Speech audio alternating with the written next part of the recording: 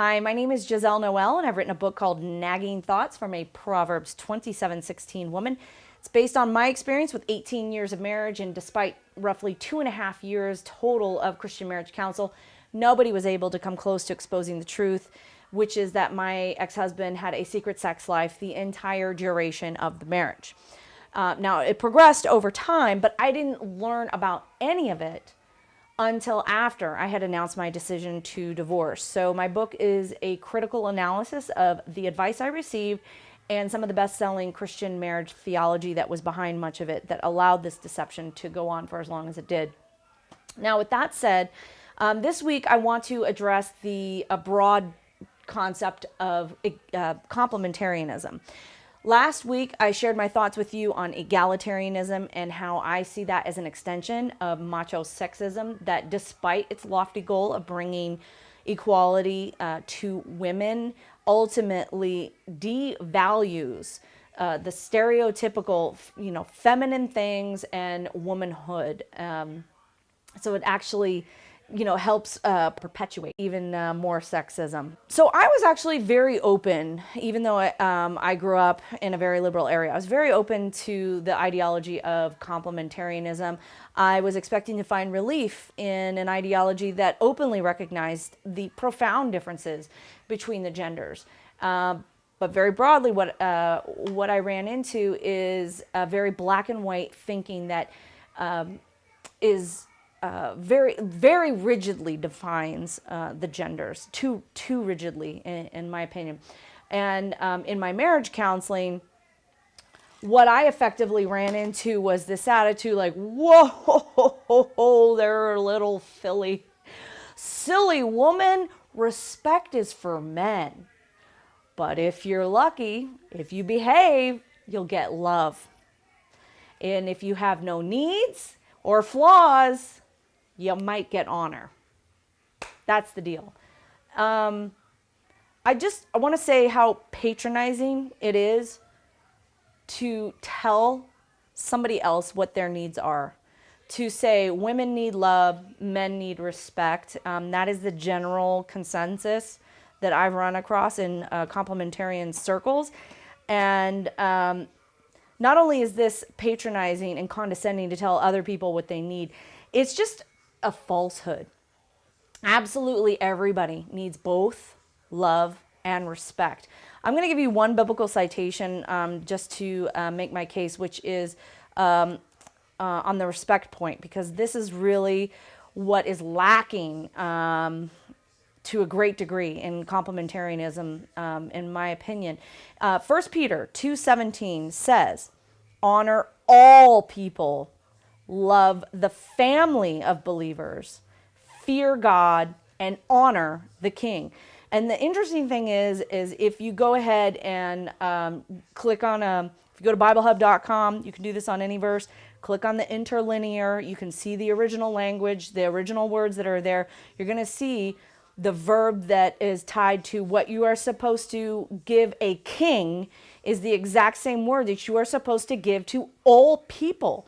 That level of respect, that level of reverence, that level of honor that you would offer a king, you are to offer everyone, not just the head of the house, not just husbands, not just men, but all people, regardless of where they fall in the spectrum of humanity, horizontally or vertically. To me, that's a major missing point in the complementarian circles. But because of that, because the paradigm is just so focused on respect for men, things can get kind of crazy to where absolutely anything can be perceived as disrespect towards men. So I make this joke in the book that it ain't complementarianism, women. It's complementarianism. So functionally, what I ran across is that unless you are positive and affirming, if you don't have anything nice to say, don't say anything at all. Silence, woman. Enjoy your dishes, your laundry, and your child rearing, and be quiet. and then you'll be happy. And it's infuriating. A man would never tolerate this type of doctrine being thrown at him, to be treated in such a way. If I were to share with you right now what I went through, just even in the very first session of my last round of marriage counseling with a pastor and his wife, I have found that I get one of two reactions. The first is to sort of dismiss what I'm saying, on the premise that the first to make his case is convincing until he's cross-examined. So, fine, fair enough. I'm open to cross-examination, which is why I do solicit your feedback, your challenges, your questions. But that being said, the other way that people kind of dismiss what I've been through is to say that, this is a personal experience that's just really restricted to these people. And these people, were wrong, obviously.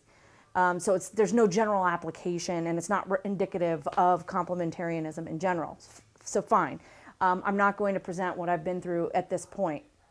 What I will do is I'm going to appeal to examples that were presented in the book Love and Respect by Dr. Emerson Eggers. Now, I know that the pastor and his wife that were counseling us relied heavily on this material because they have recommended it to me multiple times in the past, and I have watched the videos and read the book, and they definitely were appealing to it in our very first counseling session, marriage counseling session. Okay, so in this book, in the very first chapter, there's an example where the author gives an example of his wife giving him a flawed gift that he says she has given him, quote unquote, 100 times. And that he goes on to say that the gift she's presenting him is preparing eggs for him. And apparently she really likes pepper on her eggs. He does not. And she cannot remember that for whatever reason. So despite the volume of times that he says, I'm assuming in hyperbole, that she's done hundreds of times, he says that just about every time, quote, just about every time, she has forgotten and she has put pepper in his eggs. Now, he eventually objectively labels this behavior as disrespectful. However, he is able to graciously forgive it without much affair, because he has assigned her innocent intent, that he has determined that she has not done this on purpose, and that therefore he can forgive her. So she is guilty by her behavior, but her motives give her reason not to be exonerated, but to be forgiven. Now, there's a counterexample that he puts in the book where the roles are reversed. Now, he does put an example in the same chapter with his own behavior, but in my opinion, it is no way categorically a parallel to presenting a flawed gift to a spouse. So if anybody wants to hear my thoughts on that, that's another topic. But the parallel example to this behavior is actually found in the beginning of the second chapter, where a husband who also has a repeated pattern of, careless gifting behavior on their anniversaries. Now, this is their 10-year anniversary, and although it's very clear by the account that he kind of haphazardly slapped together a card and a gift, in that it's documented in the story that he's literally signing this card moments before he's presenting it to his wife. Although the narrative that it's presented in for the husband is one that he should be getting kudos for this behavior, because he's really trying this time. But when he presents the card, his wife deflates. And the reason why she does is because the card that he bought and that he signed was actually a birthday card. It was not an anniversary card. And this quickly escalates into, a big fight.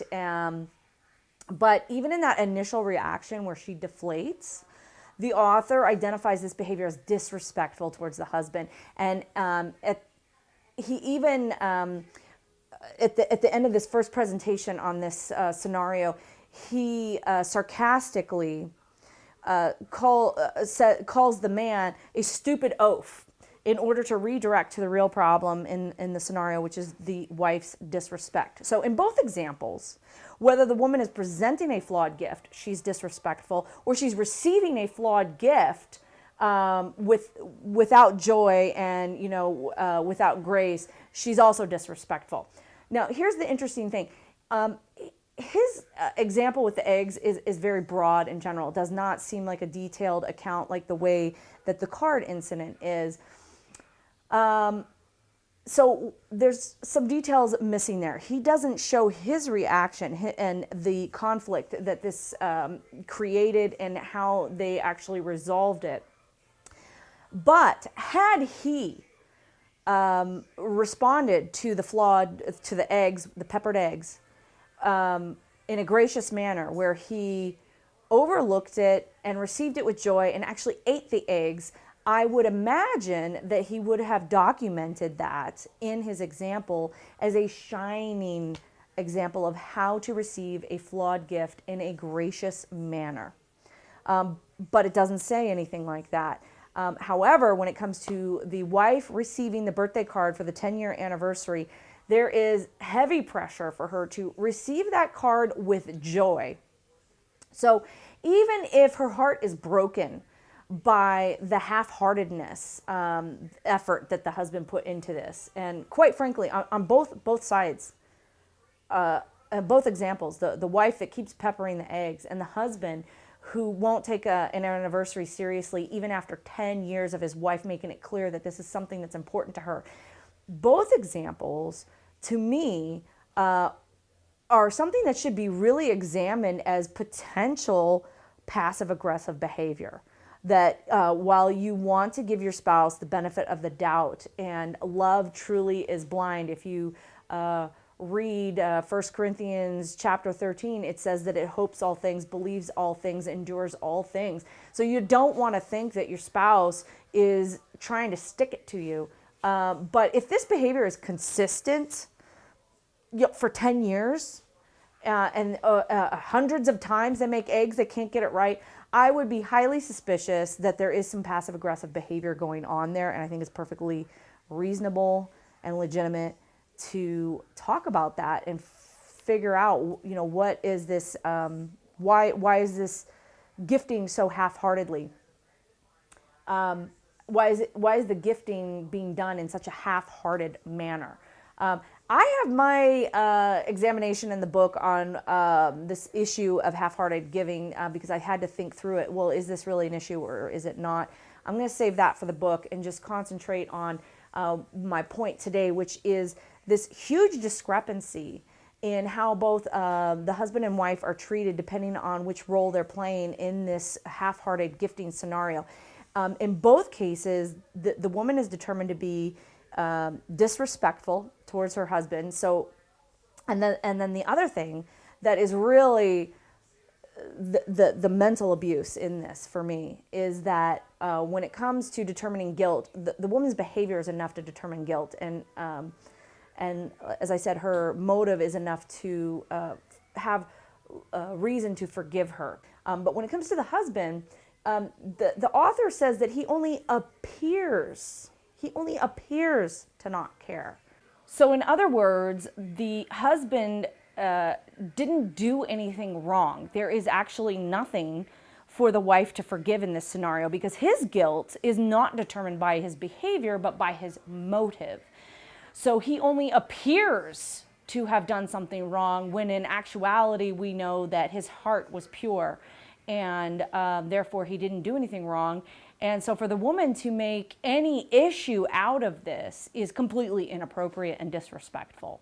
So the woman, if she feels disrespected, that's not legitimate. It's not objectively true. She's not disrespected. She only thinks she's disrespected. Her thoughts, her reality, it's all invalid. It's all subjective. But the man's experience is objective. And this is where you get the gaslighting, where you completely invalidate what the woman's experience is, whether she's blowing it and presenting a half-hearted gift, or whether she's blowing it, quote unquote, by not receiving a half-hearted gift in the proper, respectful manner. It's not using equal standards to measure the exact same behavior, and that is not right. But that's because the primary overarching aim of this brand of complementarianism is to gain not only respect, but unconditional respect for men. And so because of that,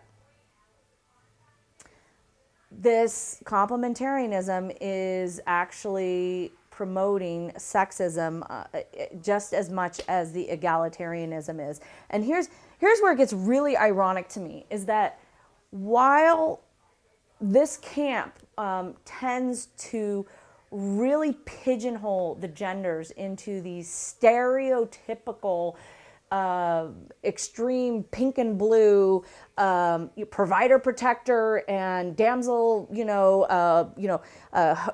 home caretaker roles, it actually enforces functionally the exact opposite expectation on their behaviors. In other words, if you look at this card example, the woman is expected to respond, even though her heart may be broken, that, at this level of disrespect or this feeling that her husband doesn't care, however you want to frame it. But even though her feelings may be hurt, she is expected to man up and be the strong, silent type. Where the man is supposed to be treated like a fragile piece of glass that we need to make sure, is he okay?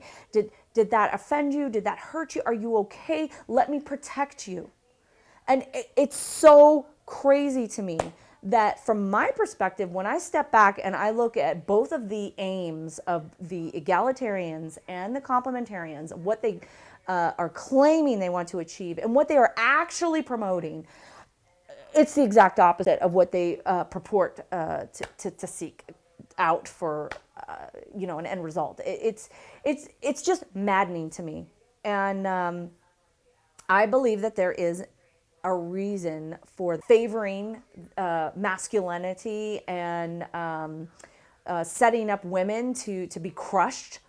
I think that there is a reason for that. And I think the reason is found in Genesis. Genesis 3:16. To the woman, he said, I will greatly increase your labor pains. With pain, you will give birth to children. You will want to control your husband, but he will dominate you. It's so crazy to me because pretty much every complementarian that I've heard preach on this verse zeroes in on the you will want to control your husband, as if that's the curse of man. This is the curse of woman, that we will be dominated. This is the natural state of the genders, that the woman will be dominated. And if you examine, I don't care what your religion is, if you examine history, if you examine multicultures, across the globe and across time, you're going to find that women are dominated by men. Are there some anomalies? Are there some outliers? Sure. But categorically, women have been and are being dominated. Now, this natural phenomenon can absolutely be overcome, especially within the body of Christ and those who believe in the resurrection power of Jesus to overcome our naturally dead state. But the complementarian camp in its current state just simply is not getting close to getting that done. So that's kind of where I'm at. I have problems with both camps. And I said that the next place that I was going to go in my video series here is with the topic of submission. So that's where I'm going to go next. But I actually, just to let you know, I also have in my book an analysis of the fall and the curse. So I will eventually get to that in much more detail as well. to give you a heads up, I'm going to be traveling this next week, so I'm not sure if I'm going to be able to get to my submission video this next weekend. So it might be 2 weeks out, but that will definitely be the next topic that I will cover in my video series. So share your thoughts with me, comment, share, like. Please engage with the videos so I have an idea that you care about these topics as much as I do. And thank you again for your time. I really genuinely appreciate it. I appreciate you hearing what I have to say and sharing your thoughts with me. And I look forward to talking with you about submission on the next video, and God bless.